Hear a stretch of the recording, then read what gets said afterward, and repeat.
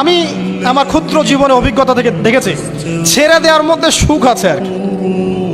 মনে করেন কেউ আপনি গালি দিয়েছে, তো আপনি অনেস্ট, আপনি সৎ এবং আপনি কোনো অন্যায় করেন, আপনি মাজলুম, তারপরেও আল্লাহর সন্তুষ্টির জন্য ছেড়ে দিলে, আচ্ছা ছাক, কিছু দিয়েছে বান, ওকে কিছু বললাম না, ছেড়ে দিন।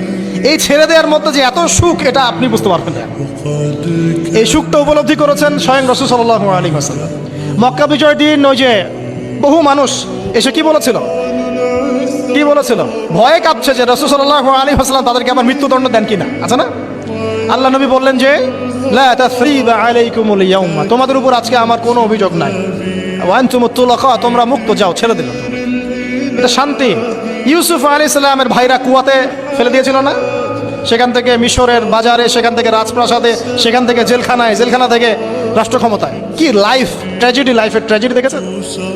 এখন ইউসুফ আলাইহিস সালাম যখন শেষে ভাইদেরকে চিনলেন, তিনি কি ভাইদের প্রতি প্রতিশোধ নিয়েছেন?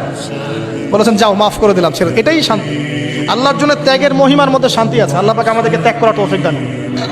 তাই বলে সব জায়গায় আবার ত্যাগ করা যাবে না, এটাও মাথায় রাখতে হবে। বুঝতে পারছেন না কথা? মনে করেন যে আপনার পরিবারে আপনার বোনকে কেউ টিস করেছে, নাউজুবিল্লাহ, ছেড়ে দিব? যা বাবা, তুই টিস করেছিস, যা, দিলাম, ছেড়ে। দেখো, মনে করেন যে কারো সমাজের মধ্যে কাউকে ধর্ষণ করা হচ্ছে, নাউজুবিল্লাহ, আমরা বলবো যে যাক, মানবতা দেখালাম, ছেড়ে দিলাম। ইসলাম তো মানবতা ধর্ম, যাও, ছেড়ে দিলাম, বললাম, বললে হবে? সব জায়গায় ইসলাম মানবতা শেখায় নাই, কারণ কোনো জায়গায় মানবতা না শেখানোটাই ফরজ। একজন চোরের উপর আপনি কি মানবতা দেখাবেন? একজন ধর্ষকের উপর আপনি কি মানবতা দেখাবেন যে আরো ধর্ষণ কর বাবা, যা, উৎসাহ দিবেন? একজন খুনি, আপনি কি তাকে মানবতা দেখাবেন না ফাঁসি দিবেন? তো এই যে কিছু মানুষ এখন বলে ইসলাম মানে শান্তি, আর শান্তি মানে শান্তির সুবাতাস, বলছেন ওরা। ওই যে ইসলাম থেকে বদর, উহুদ, খন্দক, খায়বার সব কাট করে ফেলছেন। এগুলো ইসলামে নাই। ইসলামে শুধু আছে সালাম, সালাম, আফসুস সালাম, খালি সালাম দিবা আর তোমরা কি করবো, খাবার খাওয়াবা, ব্যাস।